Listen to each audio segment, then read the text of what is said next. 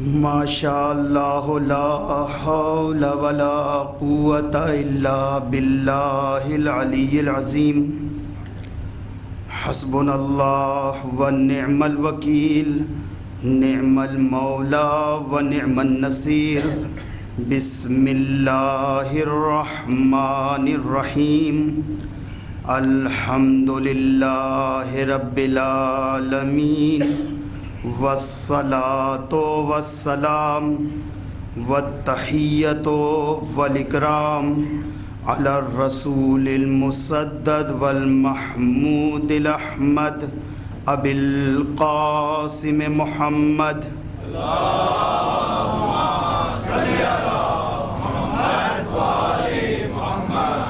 وعلی اہل بیتہ الطیبین الطاہرین المعصومین اما بعد فقد قال سبحانہ تبارک و تعالی فی محکم کتابہ المجید وفرقان الحمید وقولہ الحق بسم اللہ الرحمن الرحیم اللہ ولی الذین آمنوا یخرجہم من الظلمات الی النور والذین کفروا اولیاؤہم الطاغوت یخرجونہم من النور الی الظلمات صلوات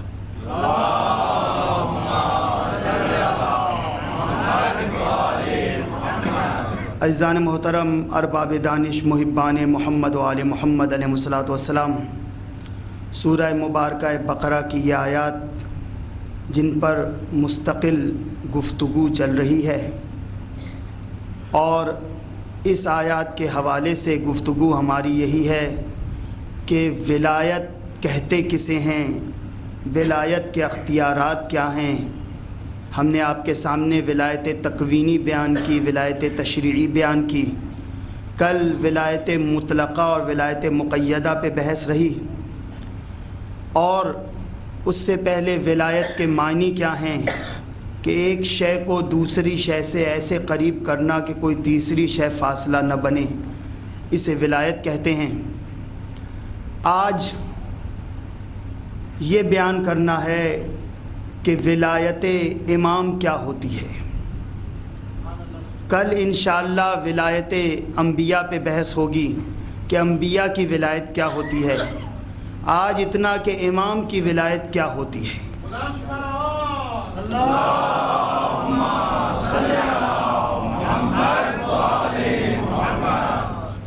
عزیزان محترم، ہم نے آپ کے سامنے پہلے ہی عرض کیا کہ خداوند متعال نے جتنے عہدے عطا کیے وہ تمام عہدے کا اصل میں اگر عمومی نام ہے تو وہ ولایت ہے۔ چاہے کوئی نبی ہو، چاہے کوئی رسول ہو، چاہے امام ہو، لیکن اصل میں وہ ہوتا ولی اللہ ہی ہے۔ اور ولایت کے بارے میں ایک موقع پہ امام محمد باقر علیہ السلام فرماتے ہیں،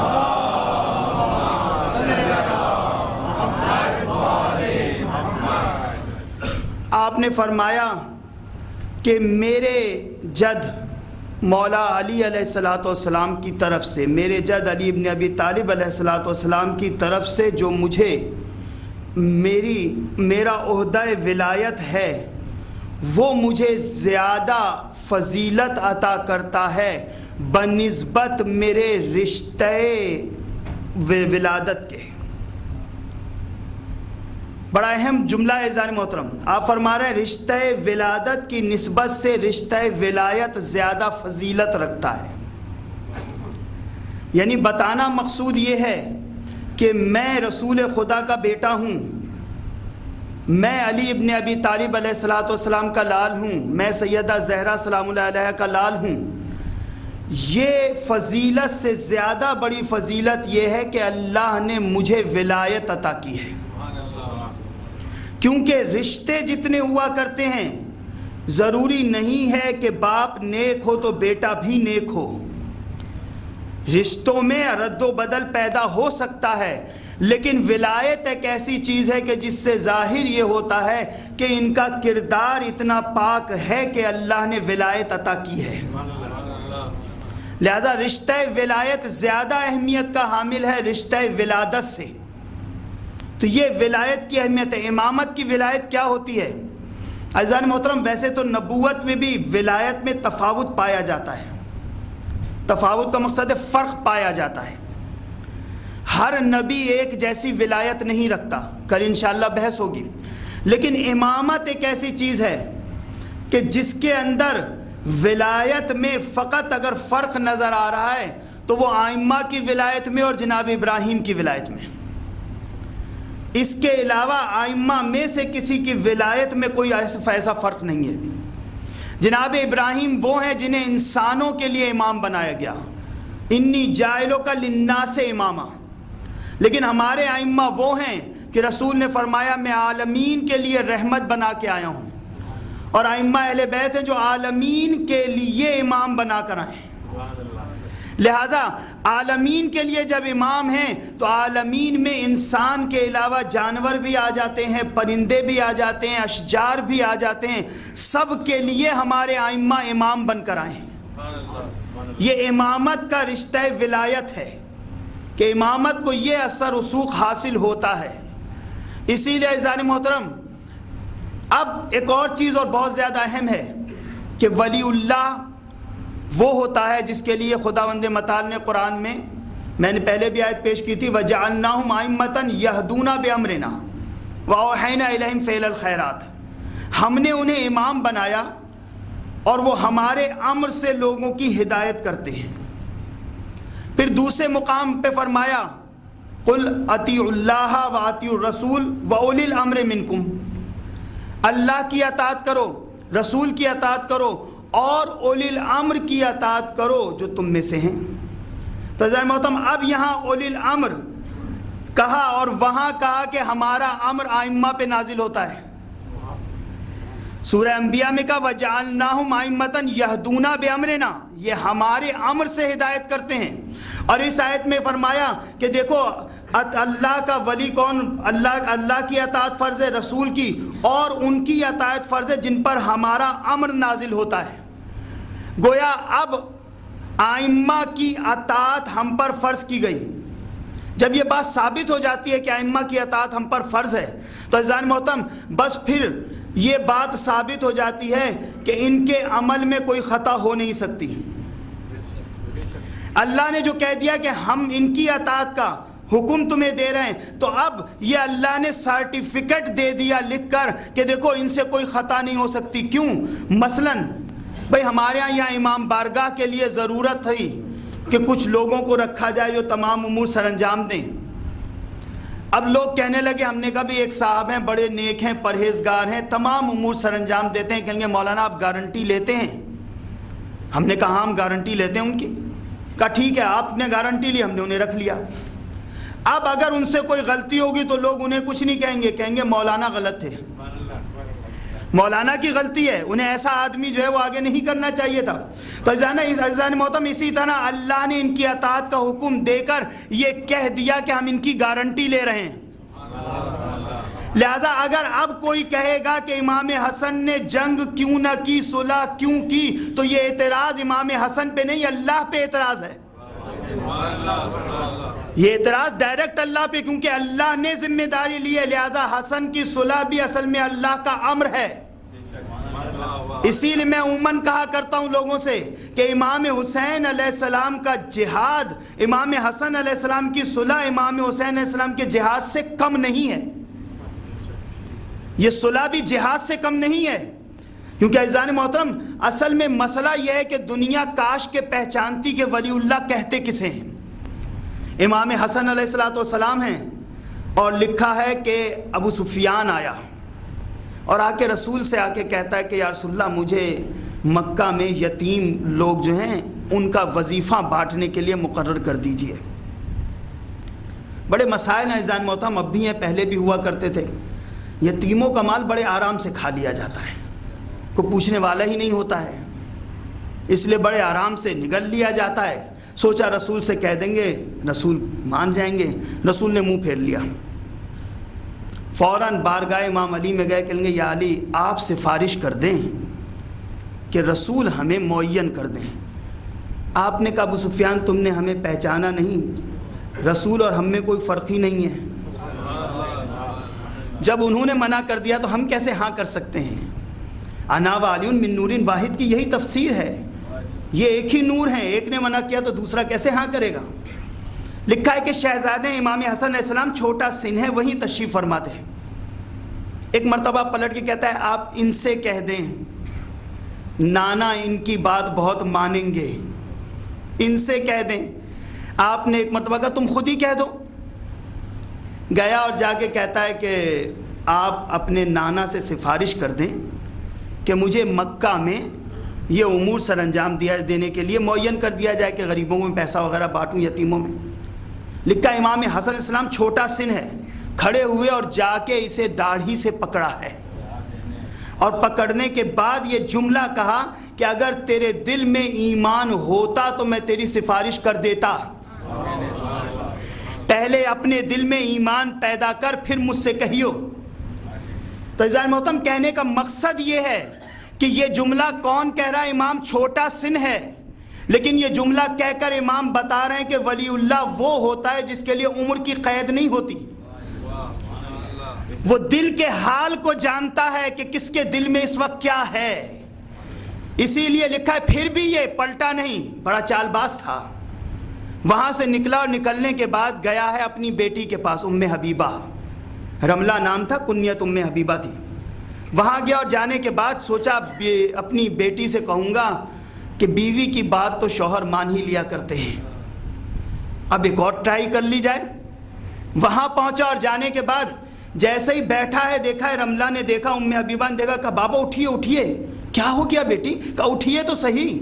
یہ اٹھے، فوراً وہ جو بستر تھا اسے ہٹایا، اور ہٹانے کے بعد یہ کہا کہ بابا رسول کی جگہ پہ ہر شخص نہیں بیٹھ سکتا۔ عزیزان محترم، بھائی یہ بھی دیکھیے ذرا، بیٹی کس کی ہے؟ اس کے باوجود یہ سیرت رسول کا اثر تھا کہ اس نے نجس خون کو بھی پاک کر دیا۔ یہ ولایت کا تصرف ہوا کرتا ہے، ولایت کا اثر ہے کہ کیسے پاک کر دیا۔ تو عزیزان محترم، تو امام علیہ السلام نے یہ بتا دیا کہ ولی اللہ کے لیے زمانے کی قید نہیں ہے۔ الامام امام ولو کان صبیا، امام امام ہوتا ہے چاہے وہ بچہ ہی کیوں نہ ہو۔ اسی لیے امام حسن علیہ السلام پہ عزیزان محترم جتنے بھی اعتراضات کیے گئے ہیں، میں اسی لیے ہمیشہ کہا کرتا ہوں کہ یہ اعتراضات اس لیے لوگ کرتے ہیں کہ وہ سمجھتے ہیں ہمارے جیسے ہیں۔ جب یہ تصور کر لیا کہ اللہ نے انہیں ولایت عطا کی ہے تو ان کے عمل کا ذمہ دار اللہ ہو گیا، پھر ان پہ اعتراض اللہ پہ اعتراض ہوا کرتا ہے، اور اللہ پہ اعتراض کرنے والا اسلام میں نہیں رہ سکتا۔ اعتراض ہوا کہ امام حسن علیہ السلام، عزیزان محترم ایک سوچنے کی بات ہے کہ امام حسن علیہ السلام جب ظاہری طور پہ برسر اقتدار آئے ہیں 40 سن ہجری، 21 رمضان امام مولا علی کی شہادت ہے، اور اس کے بعد پھر امام برسر اقتدار آئے۔ رسول خدا کی شہادت کب ہوئی؟ 11 سن ہجری۔ امام حسن 40 سن ہجری کو برسر اقتدار آئے۔ کتنا عرصہ؟ تقریباً 30 سال۔ اب 29 سال یا 30 سال کا عرصہ، بہرحال اب اس عرصے میں کیا سارے صحابی دنیا سے چلے گئے تھے؟ کیا سارے تابعین دنیا سے چلے گئے تھے؟ عزیزان محترم، صحابہ بھی سب کے موجود ہیں، اکثریت ہے صحابہ کی، مدینہ میں اصحاب کی اکثریت ہے، تابعین کی اکثریت ہے، وہ لوگ جنہوں نے رسول کو دیکھا، رسول کے ساتھ اٹھے، رسول کے ساتھ بیٹھے، ان کی اکثریت ہے۔ اس کے باوجود ان لوگوں نے امام حسن علیہ السلام کے وجود سے فیضیاب ہونے کے بجائے ہندہ کے بیٹے کے وجود کو اپنا لیا۔ ایک سوچنے کی بات ہے عزیزان محترم، امام حسن خود نہیں چاہتے تھے کہ صلح کر لی جائے، لیکن حالات ایسے پیدا ہو گئے تھے۔ اکثر لوگوں کو، سرداروں کو خرید لیا گیا تھا، کسی کو پیسے کے بلبوتے پہ خریدا گیا تھا، کسی سے کہا گیا تھا تمہیں گورنری عطا کر دی جائے گی، کسی سے کہا گیا تھا کہ فلانی عورت سے تمہاری شادی کر دی جائے گی۔ سرداروں نے مل کے فیصلہ کر لیا تھا کہ جنگ کے دوران جب ہم لوگ جمع ہوں گے تو یا تو یہ کہ امام کو قتل کر دیا جائے خود ہی جنگ کے دوران، یا پھر گرفتار کر کے حاکم شام کے حوالے کر دیا جائے۔ اب آپ خود بتائیں، ایسا سردار جس کی اپنی فوج اور اس کا نتیجہ بھی ہوا، امام حسن کے ساتھ اتنا بڑا ظلم ہوا کہ آپ نماز پڑھ رہے ہیں اور آپ کو فوراً خنجر مارا گیا، آپ کے نیچے سے جا نماز تک کو کھینچ لیا گیا۔ تاریخ کا سانحہ ہے۔ یہ کیسے لوگ ہیں؟ کیا انہوں نے امام حسن علیہ السلام کو رسول کی گود میں بیٹھے ہوئے نہیں دیکھا تھا؟ کیا ان لوگوں نے یہ نہیں دیکھا تھا کہ رسول کیسے مسجد میں اپنے اس لاڈلے کو کندھے پہ بیٹھا کے لے کے جا رہے ہیں؟ کیا انہوں نے نہیں دیکھا تھا کہ رسول گاہے بگاہے امام حسن علیہ السلام کے بارے میں کتنی حدیثیں بیان کر رہے ہیں؟ انہوں نے کیا نہیں دیکھا تھا کہ رسول نے فرمایا حسن حسین جنت کے جوانوں کے سردار ہیں؟ عزیزان محترم، یہ حدیث بہت اہم ہے۔ ہر شخص کہتا ہے نماز پڑھوں گا کیوں، مجھے جنت میں جانا ہے، روزہ رکھوں گا کیوں، مجھے جنت میں جانا ہے، حج کروں گا کیوں، مجھے جنت میں جانا ہے۔ جس جنت کے سردار حسن و حسین ہوں اور انہی سرداروں پہ اعتراض کر کے سوچا جائے کہ ہمیں جنت مل جائے گی۔ حسن پہ اعتراض اصل میں اللہ پہ اعتراض ہے عزیزان محترم۔ اب ایسے میں اتنے برے حالات، امام حسن علیہ السلام کے پاس دو ہی رستے نظر آتے ہیں، یا تو امام حسن علیہ السلام جنگ کرتے ہوئے میدان جنگ میں مارے جائیں، اور یا تو امام حسن علیہ السلام کے پاس سادہ ورقہ لا کے دے دیا گیا ہے، کہا جو شرط لکھ دیں ہم مان لیں گے، صلح کر لی جائے۔ اگر امام حسن علیہ السلام میدان جنگ میں مارے جاتے ہیں تو عزیزان محترم تاریخ یہ لکھ دیتی کہ کوفہ کے حاکم کو شام کے حاکم نے قتل کر دیا۔ بادشاہت کی جنگ تھی، ایک بادشاہ نے دوسرے بادشاہ کو قتل کیا اور قبضہ ہو گیا۔ اور ولی اللہ وہ ہوا کرتا ہے جو اپنی حکومت کے لیے جنگ نہیں کرتا۔ میں نے کل بھی آپ کے سامنے بیان کیا کہ ولی اللہ میں صفت صمدیت پائی جاتی ہے۔ صفت صمدیت یہ کہ دنیا کی ہر شے سے بے نیاز ہوتا ہے، وہ اسے نہ دولت کی کوئی ضرورت ہے، نہ اولاد کی کسی چیز کی وہ خواہش رکھتا ہے، نہ دنیا کے حسب و نسب کی، نہ ہی دنیا میں کسی تخت و تاج کی، بلکہ ولی اللہ اللہ کے لیے سب کچھ کرتا ہے۔ امام حسن علیہ السلام اگر میدان میں قتل کر دیے جاتے تو اس سے دین اسلام کو کوئی فائدہ نہیں پہنچتا، لہذا ضروری تھا کہ وہ لوگ جو بک گئے ہیں ان کے چہروں سے نقاب الٹ دی جائے، لہذا ایسا کارنامہ سر انجام دیا جائے جس سے ہر منافق کا چہرہ بے نقاب ہو جائے۔ لہذا اب امام حسن علیہ السلام نے، اب یہاں پہ ایک اور سوال ہے، ہمارے نوجوان عموماً سوال کرتے ہیں کہ جب وہ پیسہ دے کر خرید رہا تھا تو مولا پیسہ دے کر اپنی طرف کر لیتے، بھئی یہ بھی تو ہو سکتا تھا۔ وہ 2.5-3 لاکھ کی آفر کر رہا تھا۔ آفر کیسے ہوتی تھی اس زمانے میں؟ خیمے کے اندر جب وہ آئے ہیں سردار صاحب تو ایک لفافہ بھی رکھا تھا، خط بھی رکھا تھا، کیس رکھی تھی جس میں سکے تھے، خط رکھا تھا کہ اگر ہمارا ساتھ دیتے ہو تو یہ کیس بھی تمہاری ہوئی اور اس کے بعد تمہیں اس کے بعد گورنری علیحدہ ملے گی۔ اب دولت کو دیکھ کر انسان کا ذہن پھر جایا کرتا ہے۔ کتنے لوگ ہیں جو خرید لیے گئے ہیں، تو جب وہ 2 لاکھ دے کر خرید سکتا ہے تو مولا 50,000 ہی دے کر اپنی طرف کر لیتے۔ تو عزیزان محترم بات صرف اور صرف اتنی ہے کہ امام حسن علیہ السلام اللہ کے مقرر کردہ ولی تھے، اور ولی اللہ وہ ہوتا ہے جو دنیا کی ہر شے سے بے نیاز ہوتا ہے۔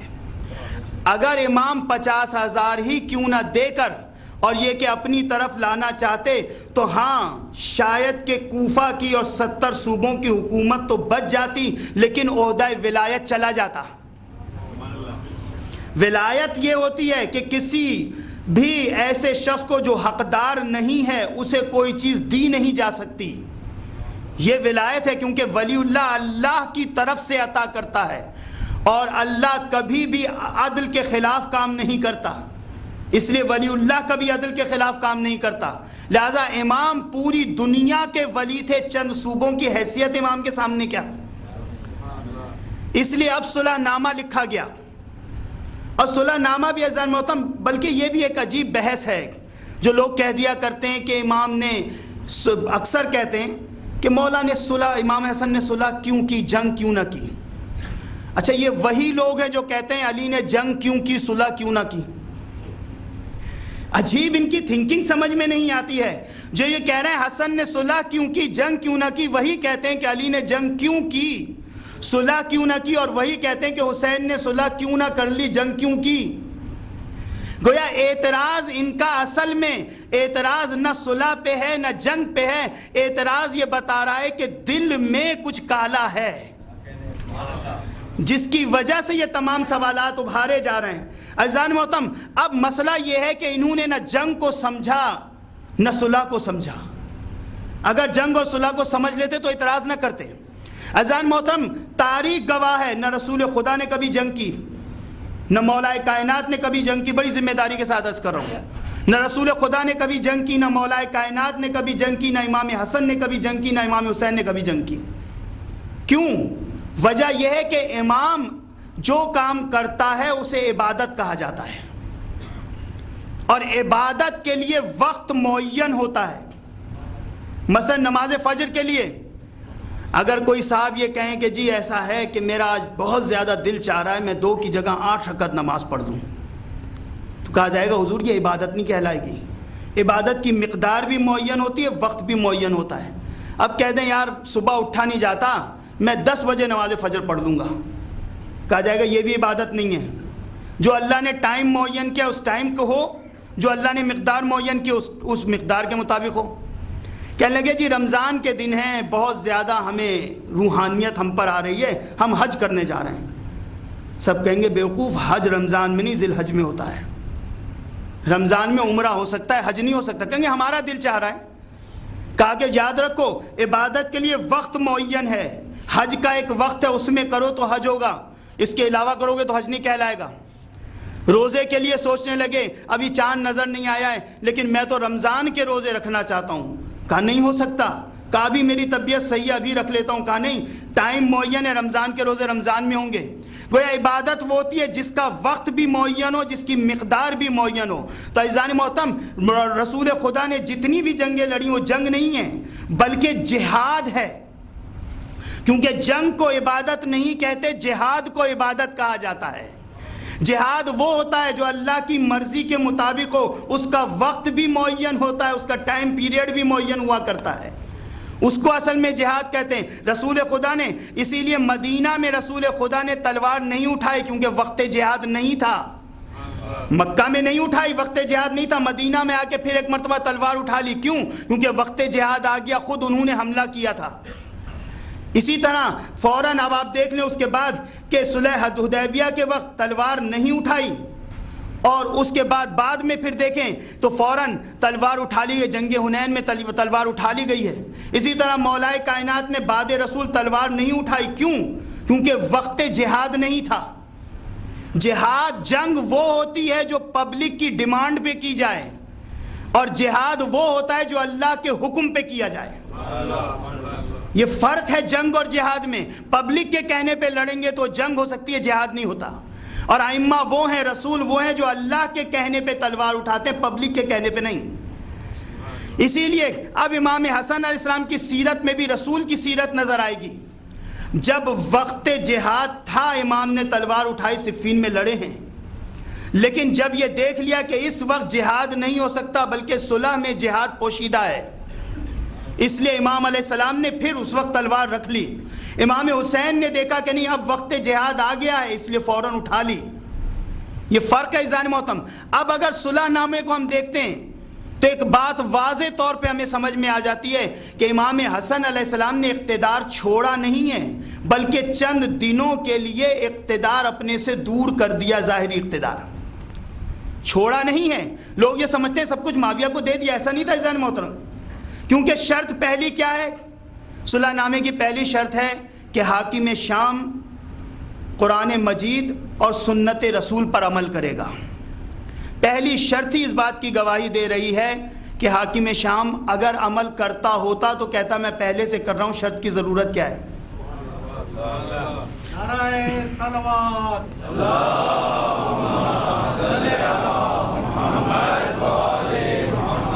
تو پہلی شرط میں مولا نے یہ بات واضح کر دی کہ حقیقت حاکم شام کی ہے کیا، کا عمل کرے گا۔ اس نے کہا کروں گا، یہ دلیل ہے کہ پہلے نہیں کر رہا تھا اب کروں گا، ولو بعد میں اس نے نہیں مانا۔ دوسری شرط یہی ہے کہ حجاز کا جتنا بھی وہ ٹیکس آتا ہے وہ سب ہمارے حوالے کیا، جزیہ جتنا آتا ہے وہ سب ہمارے حوالے کیا جائے گا۔ عزیزان محترم، جزیہ کون دیتا ہے؟ جزیہ وہ دیتا ہے جو ہار جاتا ہے، جیتنے والا جزیہ نہیں دیتا۔ مولا حاکم سے جزیہ لے کے بتا رہے ہیں کہ تم تو ہار گئے ہو، فتح تو ہماری ہوئی ہے۔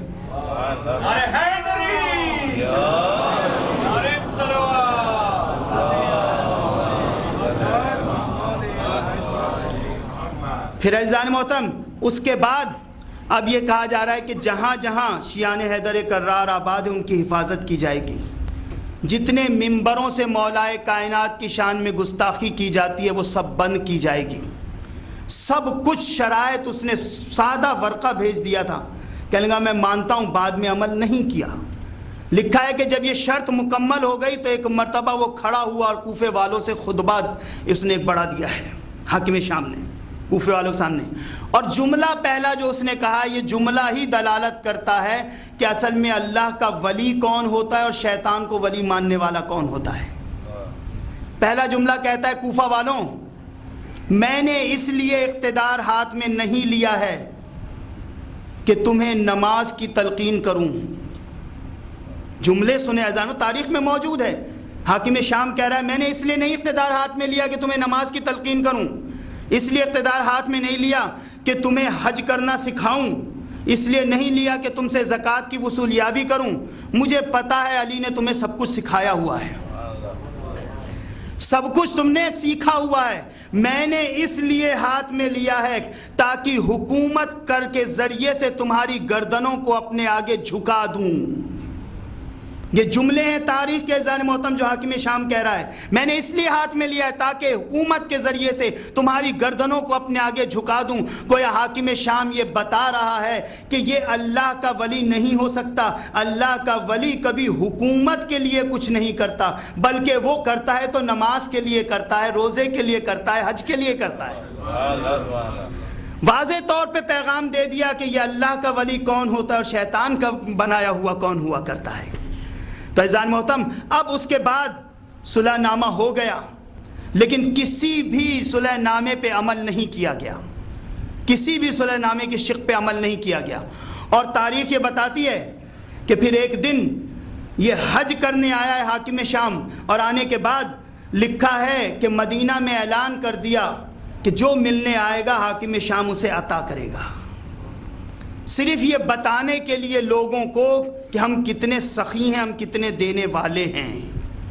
اب لوگ آئے، آنے کے بعد آتے تھے یہ دے دیتا تھا، پھر کوئی ملنے آیا پھر اسے عطا کیا، پھر کوئی ملنے آیا اسے دیتا رہا، دیتے دیتے شام ہو گئی۔ آخر میں پیغام امام حسن علیہ السلام کے پاس بھی پہنچوایا تھا، اس لیے آخر میں میرے مولا پہنچے تو کہتا ہے کہ آخر میں اس لیے آئے ہیں یہ دیکھنے کے لیے کہ اب تو میرا خزانہ ختم ہو گیا ہے، میرے پاس کچھ نہیں ہے تو میں شرمندہ ہوں گا۔ کہتا ہے کہ جتنا صبح سے لے کے شام تک بانٹا ہے اتنا حسن کو دے دو لے جا کے۔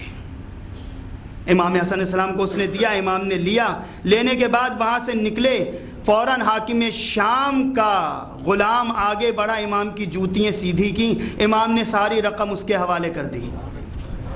کوئی اب پیغام دے رہے امام علیہ السلام کہ تم جو صبح سے لے کے شام تک لوگوں میں بانٹتے ہو، ہماری کوئی جوتی سیدھی کرے تو ہم اسے اتنا عطا کر دیتے ہیں۔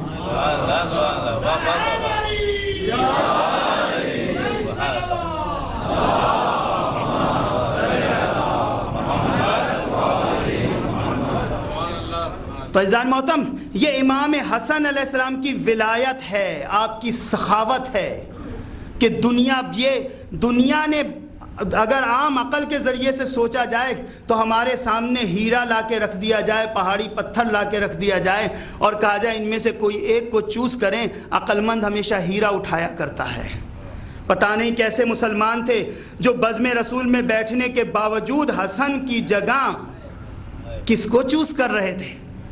وہ حسن جو کہ دنیا اور آخرت دونوں کے لیے کہہ رہے ہیں کہ ہم تمہیں جنت دلائیں گے، ہم جوانان جنت کے سردار ہیں، سب کچھ عطا کرنے والے ہیں، لیکن کیسی عقل رکھنے والے تھے جو اپنے مقدر کے اوپر پتھر مار رہے تھے، حسن کا انکار نہیں کر رہے تھے، وہ اصل میں اپنے مقدر پہ پتھر مار رہے تھے۔ اور وہی ہوا کہ بعد میں سب نے بھگتا ہر طرح سے، کیونکہ آج دنیا یہ کہتی ہے کہ اسلام کہاں سے لیا جائے، کہتے ہیں اسلام لینا ہے تو بزم رسول سے لیجئے، یہی کہا جاتا ہے ہمیشہ ہم سے، اسلام وہاں سے لیجئے، کیونکہ دو ہی طریقے ہیں عزیزان محترم اسلام کو اختیار کرنے کے، کہ اسلام اہل بیت رسول سے لیا جائے یا اسلام بزم رسول سے لیا جائے، دو ہی طریقے ہیں۔ اب اگر آپ یہ کہتے ہیں کہ نہیں بزم رسول سے لیا جائے، تو مولا کے صحابی ہیں مالک ابن نویرہ نام ہے، آئے ہیں رسول خدا کی خدمت میں، اور آنے کے بعد کافی دیر گفتگو کرتے جب مالک ابن نویرہ جانے لگے تو رسول نے فرمایا کہ اگر کسی کو جنتی دیکھنا ہے تو وہ دیکھو جا رہا ہے۔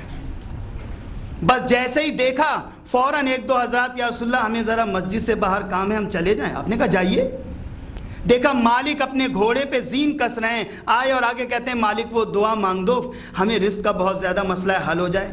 ایک کہتے ہیں مالک دعا مانگ دو، وہ ہمارے اولاد نہیں اولاد ہو جائے، مالک ہماری پریشانی دور ہو جائے۔ مالک کہیں گے میں وہی ہوں نا جو ابھی بزم رسول میں آیا تھا تو کسی نے اٹھ کے سلام بھی نہیں کیا، اور اب سب کے سب بھاگے ہوئے مجھ سے یہ کہہ رہا ہو، آخر کیا وجہ ہے؟ کہیں گے مالک ہمیں تمہاری معرفت نہیں تھی، ابھی جب رسول نے کہا کہ یہ وہ ہے جو اگر کسی کو جنتی دیکھنا ہے تو دیکھو وہ جنتی جا رہا ہے، دعا بڑی قبول ہوتی ہے، تو ہم نے جب تمہاری معرفت حاصل کر لی تب مانگنے کے لیے آئے ہیں۔ فوراً مالک مسکرا کے کہتے ہیں کس نے کہا تھا؟ کہیں گے رسول نے کہا تھا۔ کہا تو پھر ان رسول سے کیوں نہیں مانگتے جا کے؟ جس رسول نے کہا کہ یہ جنتی ہیں دعا قبول ہوگی، ان رسول سے نہیں مانگتے، مجھ سے آ کے مانگ رہا ہو کہ دعا مانگ دیں۔ تو بھئی بزم رسول میں اگر رسول کو سمجھنے والے ہوتے، بڑے مسائل ہیں عزیزان محترم، بزم رسول میں اگر رسول کو سمجھ لیا گیا ہوتا تو بعد میں کوئی مشکلات پیدا نہیں ہوتی۔ اسی لیے رسول نے فرمایا انی تارکن فیکم الثقلین کتاب اللہ و اطرتی، یہاں بھی بڑا ایک اہم مسئلہ ہے۔ بھئی رسول نے کہا میں تمہارے درمیان دو گراں قدر چیزیں چھوڑے جا رہا ہوں، اللہ کی کتاب اور اپنی اطرت، یہ دونوں کبھی علیحدہ نہیں ہو سکتے، اور حتیٰ کہ حوض کوثر پہ مجھ سے ملاقات کریں گے، یا رسول اللہ یہ کیوں نہ کہا کہ میں تمہارے درمیان دو گراں قدر چیزیں چھوڑے جا رہا ہوں، ایک اللہ کی کتاب اور اپنے اصحاب۔ بھئی یہ کہہ سکتے تھے، کہہ دیتے اپنے ازواج، یہ کہہ سکتے تھے رسول، لیکن نہیں کہا۔ بھئی یہ حدیث وہ ہے جو سب نے لکھی ہے، کسی نے سنتی کہہ کے لکھا، کسی نے اطرتی کہہ کے لکھا، کچھ بھی لکھا، لیکن اطرتی پہ بہرحال زیادہ بڑے بڑے مورخین نے لکھا کہ دو گراں قدر چیزیں چھوڑے جائیں۔ اچھا یہی قول مولا کائنات کا بھی ہے، مولا کائنات نے بھی جاتے وقت یہ کہا ہے کہ میں تمہارے درمیان دو گراں قدر چیزیں چھوڑے جا رہا ہوں، ایک اللہ کی کتاب اور ایک اپنی اہل بیت۔ مولا نے بھی وہی جملہ کہا ہے۔ تو بھئی یا رسول اللہ یہ کہہ دیتے کہ میں اصحاب چھوڑے جا رہا ہوں، ازواج، عزیزان محترم ہر ایک کی اپنی اہمیت، ہم انکار نہیں کرتے۔ رسول کے وہ صحابی جو رسول سے محبت رکھتے تھے، کیا شان ہے ان کی، حجر بن عدی، جو ایک دن میں لکھا یہ ہے کہ ایک دن میں پورا قرآن ختم کیا کرتے تھے۔ یہ بھی اصحاب رسول ہیں، رسول سے کتنا حاصل کیا کہ ایک دن میں قرآن ختم کیا کرتے تھے۔ جب حاکم شام کے افراد گرفتار کر کے حجر کو لے جا رہے تھے، رستے میں ان کے پاس کھانا ختم ہو گیا، پریشان تھے، کہ ایسے میں حجر نے آسمان کی طرف دیکھا، چند کلمات ادا کیے تو آسمان سے کھانا نازل ہوا۔ یہ بھی صحابی رسول ہیں، رسول کے محب ہیں، لیکن کیا معرفت رسول کی تھی کہ کھانا فوراً منگوا لیا، اور پھر اس کے بعد جب کھانا آ گیا فوراً حاکم شام کے سپاہیوں سے کہا تم بھی کھاؤ میں بھی کھاؤں گا، کیونکہ اہل بیت کا ماننے والا کسی بھوکے کو دیکھے تو اکیلا نہیں کھاتا۔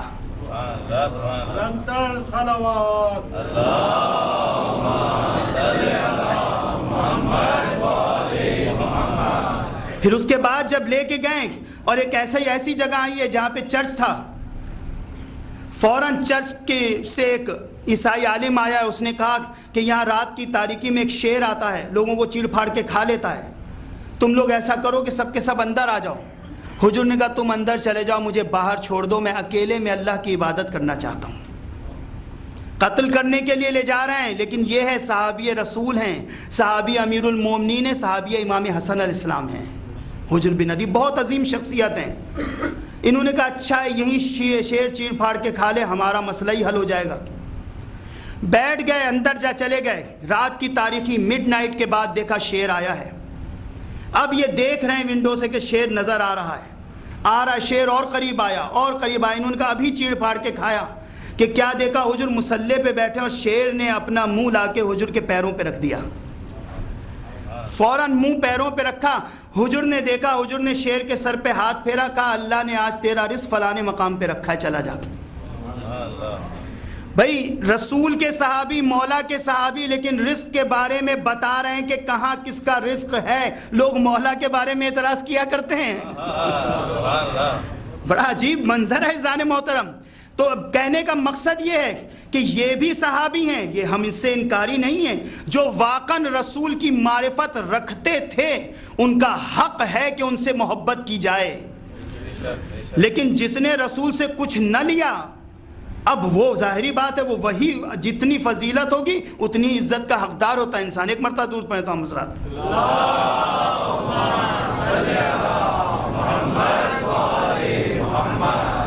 تو امام حسن علیہ السلام کی پوری زندگی عزیزان محترم، امام حسن علیہ السلام کی شجاعت دیکھنی ہے۔ مولا کائنات عموماً لوگوں کو کوئی مسئلہ پوچھنا ہوتا تھا تو آپ کہتے تھے میرے بیٹے حسن سے دریافت کر لو۔ جب مولا کی ولادت ہوئی ہے اس وقت کے لیے لکھا ہے کہ امام حسن علیہ السلام بی بی زہرا سلام اللہ علیہ کے پاس فضہ بھاگی ہوئی آئیں اور آ کے کہتی ہیں کہ شہزادی غضب ہو گیا۔ فضہ کیا ہوا؟ کہ شہزادی، شہزادہ لیٹا ہوا ہے اور آنکھیں جھپک نہیں رہا ہے، ایک ٹکٹکی سے دیکھا جا رہا ہے، پتہ نہیں کیا ہو گیا انہیں۔ بی بی مسکرائیں اور مسکرا کے جواب یہ دیا، فضہ تم نے ہمارے لال کو پہچانا نہیں؟ ابھی کتنے دن لکھا ہے، 3 سے 4 دن کا سن تھا امام کا، کہا تم نے ہمارے لال کو پہچانا نہیں؟ یہ لیٹے لیٹے لوح محفوظ کا مطالعہ کر رہے ہیں۔ یہ فضیلت ہے عزیزان محترم، یہ ہوتے ہیں ولی اللہ جن کے لیے عمر کی قید نہیں ہوا کرتی۔ لوح محفوظ جس کے قریب ہم پھٹک نہیں سکتے ہیں، ہم جانتے نہیں کہ لوح محفوظ کیا ہے، اور امام وہ 3-4 دن کا سن ہے اور لوح محفوظ کا مطالعہ کر رہے ہیں۔ یہ امام حسن علیہ السلام کی ذات مقدسہ ہے۔ عزیزان محترم، آج کیونکہ میں نے سوچا تھا پہلے کہ رسول پہ بھی گفتگو ہوگی، لیکن بہرحال وقت نہیں ہے، کل انشاءاللہ تفصیلی کہ ولایت نبی کیا ہوتی ہے۔ امام وہ ولایت رکھتا ہے کہ وہ تمام لوگوں کے اذہان پہ، ان کے جسم پہ، ان کی روح پہ تصرف رکھتا ہے۔ امام حضرت عیسیٰ کے بارے میں لوگ عموماً کہتے ہیں کہ حضرت عیسیٰ کو معجزہ اللہ نے عطا کیا، مردوں کو زندہ کرتے تھے۔ تاریخ میں اٹھا کے دیکھ لی کتنے مردے عیسیٰ نے زندہ کیے۔ بڑی ذمہ داری کے ساتھ 3 سے 4 مردے ہیں جو حضرت عیسیٰ نے زندہ کی، اس سے زیادہ زندہ نہیں کیے۔ لیکن مولا کائنات یا امام حسن علیہ السلام وہ عظیم ہستیاں ہیں کہ جن سے معجزات رونما ہوتے رہے مستقل۔ لیکن مسئلہ یہی تھا کہ دنیا نے ان کو کبھی بھی ان کی معرفت حاصل کرنے کی کوشش نہیں کی۔ اگر پہچان لیتے مولا کائنات کے لیے، اسی لیے لکھا ہے کہ حاکم شام یہ کہتا ہے کہ عموماً کنواں کھودا کرتے تھے، بار بار کنواں، کیونکہ کنواں کھودنے سے انسان کے جذبات اس کنویں میں سم ہو جاتے ہیں۔ اس لیے مولا کائنات، لوگ یعنی علی بتانا چاہتے تھے، لوگ پوچھنے کو تیار نہیں تھے۔ مولا بتانا چاہ رہے ہیں لیکن لوگوں کی حالت یہ کوئی پوچھنے کو تیار نہیں ہے۔ اسی لیے وہ جارج جوزف نے جو کتاب لکھی ہے اس نے واضح طور پہ لکھا ہے کہ میں کتاب اس لیے یہ لکھ رہا ہوں کہ علی کا ہماری نسلوں پہ احسان ہے۔ عیسائی شخص ہے، کتاب لکھا ہے پوری، ندائے صوت انسانی، ندائے عدالت صوت انسانی، انگلش میں بھی موجود ہے، بہرحال اردو میں بھی موجود ہے، اور اب تو اس کے دوسرے ایڈیشن بھی آ گئے۔ تو اس نے یہ لکھا ہے کہ ہماری نسلوں پہ علی کے احسان ہیں، کیونکہ اور دوسرے جتنے خلفاء آئے وہ ہمیں قتل کرایا کرتے تھے، علی نے ہم پر احسان کیا کہ ہمیں امن و سکون عطا کیا تھا۔ تو عزیزان محترم، مولا کائنات عیسائی تک مولا کائنات کے آگے جھکا کرتے تھے، اور یہ کہہ کے کہ علی کے دربار سے کبھی کوئی خالی ہاتھ نہیں جاتا، کیونکہ اہل بیت نے، اگر اہل بیت نہ ہوتے تو دنیا کی سمجھ میں اسلام ہی نہ آتا۔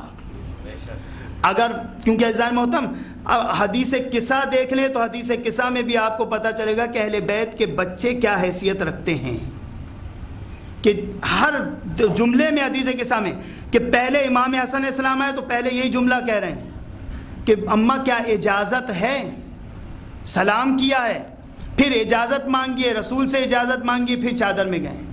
امام حسین آئے، سلام کیا ہے، اجازت مانگی ہے، پھر چادر میں گئے۔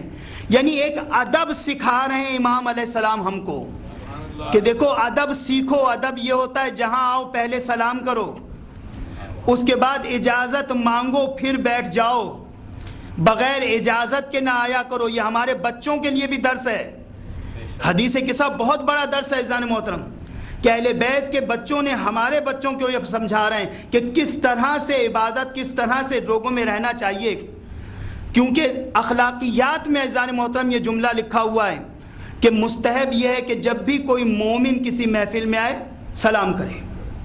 اب بہرحال اس کا مقصد یہ نہیں ہے کہ اس مجلس میں سب لوگ ہمتن گوش ہیں سن رہے ہیں کا سلام کریں، اس کے بعد بہتر یہ کہ معانقہ کیا جائے، ہاتھ ملائیں، اگر گلے ملے تو اور زیادہ اچھا ہے، معانقہ بھی کیا جائے، اس کے بعد دوسرے کا حال احوال پوچھیں۔ یہ قدیم زمانے میں اس لیے یہ اسلام نے روایت رکھی تھی، آہستہ آہستہ تمام چیزیں ختم ہو رہی ہیں، کہ جب انسان کسی کا حال احوال پوچھے گا کہ بھی آپ خیریت سے ہیں، وہ جواب دے گا الحمدللہ، جیسے ہی اس نے الحمدللہ کہا اس کی قسمت میں نیکی لکھ دی گئی، نام اعمال میں نیکی لکھ دی گئی۔ کیوں؟ کیونکہ اس نے اللہ کی حمد کی، اللہ کی یعنی نعمتوں پر شکر ادا کیا۔ تو یہ بندہ دوسرے بندے کو ثواب کا طریقہ سکھا رہا ہے۔ دیکھیں اسلام کتنی بڑی چیز ہے جو ائمہ نے ہمیں بتایا کہ اسلام کہتے کسے ہیں، کس کو اسلام کہا جاتا ہے۔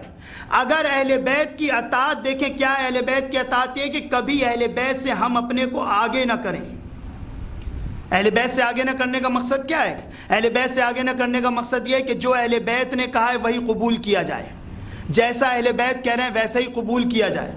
کیونکہ ہمارے ہاں سب سے بڑا اعتراض کر لیا جاتا ہے جو ہم نہیں کرنا چاہیے، شان رسول پہ اکثر لوگ اعتراض کر لیا کرتے ہیں، رسول کو ان سے شادی کرنے کی کیا ضرورت تھی؟ رسول کا کوئی عمل اللہ کی مرضی کے خلاف نہیں ہوتا۔ ہمارے ہاں سب سے بڑا مسئلہ یا ائمہ پہ یا رسول پہ کسی قسم کا، بس انہوں نے کر دیا تو صحیح ہے، یہی چیز اہم ہے۔ ہم یہ نہیں کہہ سکتے کہ انہوں نے یہ کیوں کیا۔ وہ ایک واقعہ مشہور ہے کہ ایک بہت بڑا بدو تھا، بس یہ آخری چیز اور آپ کی زحمت ہے تمام، بدو تھا، گھر میں بیٹھا تھا، بیوی نے بہت ستایا، کہا تم ہر وقت گھر میں بیٹھے رہتے ہو، ہر وقت گھر میں بیٹھے رہتے ہو، جاؤ باہر جا کے کما کے لے کر آؤ۔ اب یہ نکلے گھر سے کمانے کے لیے، سارے دن بھر بھٹکتا رہا، کوئی روزگار نہیں ملا، ایک درخت پہ جا کے صحرا میں بیٹھ گیا۔ اتنے میں اس نے کیا دیکھا کہ ایک شخص آیا ہے، اور آنے کے بعد اس نے پہلے صاحب کا نام نکالا اور نکال کے کہا اچھا دین میں سارا تفرقہ تم نے ڈالا، تم نہ ہوتے مولا کائنات کی خلافت نہ چھنتی اور یہ سب ہوتا، سارا کرا تھا، تلوار نکال کے ان کے نام کے ٹکڑے۔ اس کے بعد دوسرے کا، ارے وہ تو کچھ نہ کرتے تھے، سب کچھ تم نے کیا، وہ بھی ٹکڑے۔ تیسرے کا کہا تم نے اپنے خاندان کے سارے گورنر بنا لیے، غصے میں آ کے وہ بھی نام کے۔ اس کے بعد اس نے مولا کائنات کا نام نکالا، کہنے لگا یا علی آپ بھی سن لیں، آپ نے اتنی جنگیں لڑی، اتنا سب کچھ کیا، جہاں آپ نے اتنا کیا تھا وہاں ان کو بھی کسی جنگ میں، اب آپ نے تو کچھ نہیں کیا، تفرقہ ہم میں پڑ رہا ہے، مشکلات ہمارے لیے ہو رہی ہے، تلوار نکالی مولا کے نام کی بھی۔ دیکھیں اسی کو کہتے ہیں جہالت۔ ولایت کی محبت کیا ہے؟ جو مولا نے کر دیا صحیح ہے، اور جہالت اسے کہتے ہیں نہیں انہوں نے کیوں کیا، یہ لفظ کیوں ان کے لیے نہیں ہو سکتا، کیونکہ اعتراض پھر ان پہ نہیں ہوگا، اللہ پہ اعتراض ہوگا، اللہ نے انہیں بنایا، لہٰذا ہمیں اعتراض کی کوئی گنجائش ہی ہمارے لیے نہیں ہے۔ اس کے بعد رسول کا نام نکالا، کیا رسول آپ بھی سن لیں، آپ نے تو شادیاں تک کر لیں، اب تو آرام سے، مشکلات تو ہمارے لیے ہے، ہم لوگ مشکلات برداشت کر رہے ہیں، تلوار نکال کے معاذ اللہ۔ اس کے بعد اللہ کا نام نکالا، کہ پروردگارہ تو نے چرند پرند ستارے سیارے اتنی بڑی مخلوق خلق کی، جہاں اتنی بڑی مخلوق خلق کی ضروری تھا کہ انہیں بھی خلق کرتا، نہ کرتا کوئی مشکل ہی نہ ہوتی۔ اور یہ کہہ کے جیسے ہی تلوار اٹھائی تو جو اوپر بیٹھا تھا وہ کہتا ارے ارے ارے یہ کیا کر رہا ہو اللہ کے، وہ سمجھا اللہ آ گیا، اوپر سے آواز آئی ہے، چھوڑ کے بھاگا، وہاں سے تیزی سے بھاگا کہ اب اللہ آ گیا، اللہ تو مجھے چھوڑے گا نہیں، میں نے بہت برے کام کیے، تلوار سے سب کو ختم کر، اللہ آئے گا۔ بس بھاگا وہاں سے، یہ نیچے اترا تو دیکھا اس کی پوٹلی تھی کپڑے کی، اس کے اندر شرفیاں وغیرہ تھیں، اٹھائیں، اٹھا کے لے کے گیا، اور جانے کے بعد اب جا کر گھر پہنچا، بیوی نے دیکھا واہ واہ بھائی تم بڑا، میں نہ کہتی تھی کھانا دیا لا کے ہاتھ دھلائے گا، میں نہ کہتی تھی باہر جاؤ گے محنت کرو گے تو اللہ دے گا، ہاں اللہ دے گا، اگر آج میں نہ ہوتا تو اللہ کا تو کام ہو ہی گیا تھا۔ تو عزیزان محترم کہنے کا مقصد یہ ہے کہ جہاں جہالت ہوتی ہے وہاں اللہ پہ بھی اعتراض ہوتا ہے، رسول پہ بھی اعتراض ہوتا ہے، ائمہ پہ بھی اعتراض ہوتا ہے. لیکن جہاں جہالت نہیں ہوتی ہے، علم ہوتا ہے، اور علی کا ماننے والا عقل مند ہوا کرتا ہے، وہ علمی گفتگو کیا کرتا ہے.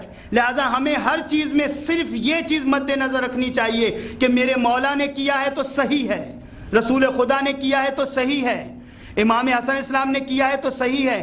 ہم نہیں جانتے کہ اس میں مصلحت کیا ہے، کیونکہ عاشق کبھی معشوق کے عمل پہ اعتراض نہیں کرتا.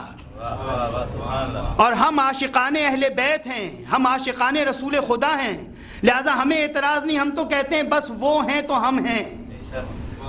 تو عزیزان محترم یہی عشق کا تقاضا ہے جو آج ہم یہاں مجلس میں آئے ہیں. عزیزوں، آج کی وہ تاریخ شب لگ گئی ہے امام حسن علیہ السلام کی شہادت اور رسول خدا کی شہادت. کل انشاءاللہ رسول کے بارے میں بیان کروں گا، کیونکہ آج امام حسن کا تابوت اٹھے گا. اور عزیزوں، میں عموماً اسی لیے کہا کرتا ہوں کہ جب تابوت اٹھتا ہے، یہ ہمارے بزرگوں نے جو سلسلہ قائم کیا ہے تابوت کا، اس کے اندر بڑی مصلحت پوشیدہ ہے. جب اس تابوت کو ہم نے نسبت دے دی امام حسن علیہ السلام سے، تو یہ عام تابوت نہیں رہا. یہ ہم اس نیابت میں تابوت اٹھاتے ہیں کہ مولا اگر ہم بھی اس وقت مدینہ میں ہوتے تو یقیناً مولا ہم آپ کا تابوت اٹھاتے، مولا اپنی جان کو آپ پہ سے نچھاور کر دیتے. مولا ہم اس وقت نہیں تھے، لہذا آج ہم آپ کا تابوت اٹھا رہے ہیں. عزادار و راوی بیان یہ کرتا ہے کہ حاکم شام کو اس بات کی فکر تھی کہ معاہدے میں لکھا گیا ہے کہ اگر حاکم شام پہلے دنیا سے چلا گیا تو اقتدار امام حسن علیہ السلام کی طرف منتقل کر دیا جائے گا. لہٰذا اس نے یزید کی بیعت لے لی اور اب سوچا کہ کسی نہ کسی طرح سے امام حسن علیہ السلام مجھ سے پہلے دنیا سے چلے جائیں تاکہ اقتدار پہ میرا قبضہ ہو جائے. میں عموماً جملہ کہا کرتا ہوں، اے حاکم شام، حسن جیسا سخی کوئی نہیں تھا. ارے تو قتل نہ کرتا، زبان سے فقط اتنا کہہ دیتا کہ دے دیجئے، حسن دینے میں دیر نہ کرتے. یہ سخی گھرانہ ہے، لیکن ہاں جادہ بنت اشعث، بعض نے جودہ بنت اشعث پڑھتے ہیں، بعض جادہ بنت اشعث پڑھتے ہیں. لکھا ہے کہ یہ اشعث ابن قیس کی بیٹی ہے. اشعث ابن قیس کا بیٹا محمد ابن اشعث تھا جو حضرت مسلم سے لڑنے کے لیے کوفہ میں آیا تھا. یہ پورا گھرانہ دشمن اہل بیت تھا. رات کی تاریکی ہے، جادہ کے پاس پیغام پہنچا ہے کہ جادہ اگر تو امام حسن علیہ السلام کو زہر دے دے گی تو میں تیری شادی یزید کے ساتھ کر دوں گا اور تجھے انعامات اور اکرامات علیحدہ دیے جائیں گے. عزیزوں، یہ ملونہ رات کا وقت ہے، امام حسن علیہ السلام کی اچانک آنکھ کھلی. جودہ سے کہا ہے کہ ذرا مجھے تھوڑا سا پانی لا دے. اس ملونہ نے زہر ملا کے امام حسن علیہ السلام کو دیا. آج کی وہ شب ہے عزاداروں جو زہر دیا گیا ہے. یہ شب بڑی غضب کی شب ہے. عزاداروں، آج کی شب جتنا گریہ کر سکتے ہیں کیجئے، کیونکہ آج کی وہ شب ہے جو زہرا رو رہی ہیں، مولا علی گریہ کر رہے ہیں، امام حسن رو رہے ہیں. یہی وہ شب ہے کہ جو امام حسن کو زہر دیا گیا، امام حسین رو رہے ہیں، مولا عباس گریہ کر رہے ہیں. وہ رات کی تاریکی ہے، اہل بیت کے گھر میں رونا پیٹنا مچا ہوا ہے، اور جب اہل بیت رو رہے ہیں تو یہ کیسے ہو سکتا ہے کہ ہماری آنکھوں میں آنسو نہ آئیں.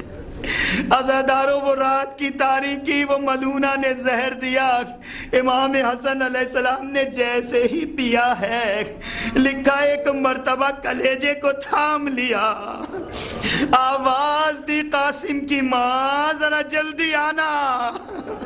عزاداروں، میں فروا بھاگی بھاگی آئی ہیں، کہا جاؤ ذرا میرے بھائی حسین کو بلا لاؤ، جاؤ ذرا میری بہن زینب کو بلا لاؤ۔ عزادارو تشت لایا گیا، لکھا ہے ایسی قے ہوئی ہے کہ تشت میں جگر کے ٹکڑے ٹوٹ ٹوٹ کے گرے ہیں۔ ہائے کیسا زہر دیا گیا۔ امام حسین علیہ السلام نے کلیجے کو تھام لیا، بھیا حسن کس نے یہ کام کیا ہے؟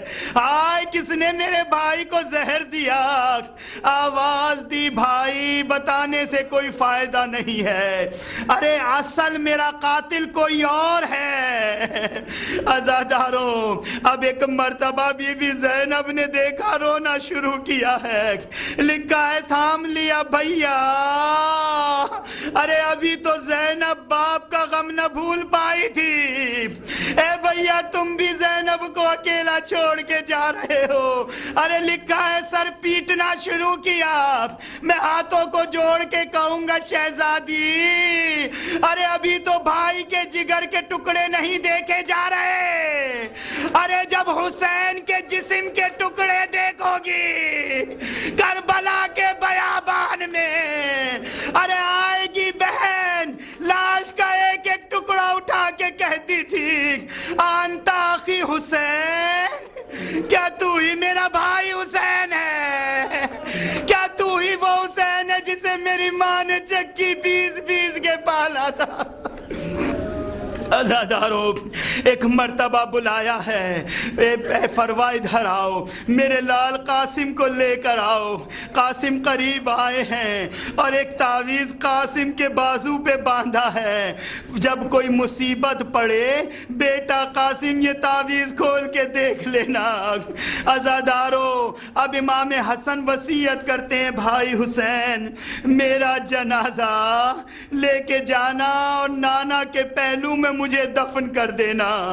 پھر فرماتے ہیں ہاں اگر نانا کے پہلو میں کوئی دفن نہ کرنے دے تو میرا جنازہ اماں کے پہلو میں لے جا کے دفن کر دینا۔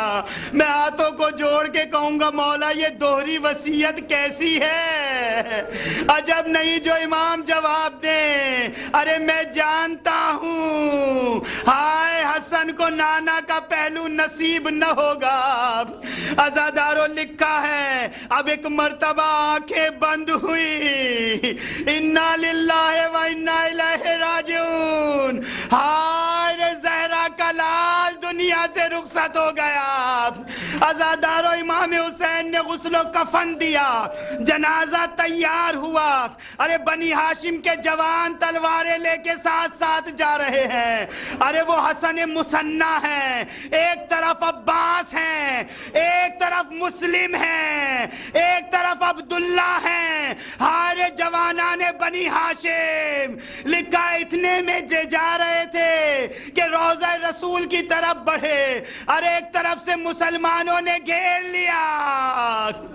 عزاداروں لکھا ہے مروان چند افراد کو لے کر آیا اور لانے کے بعد اب تیر چلائے گئے۔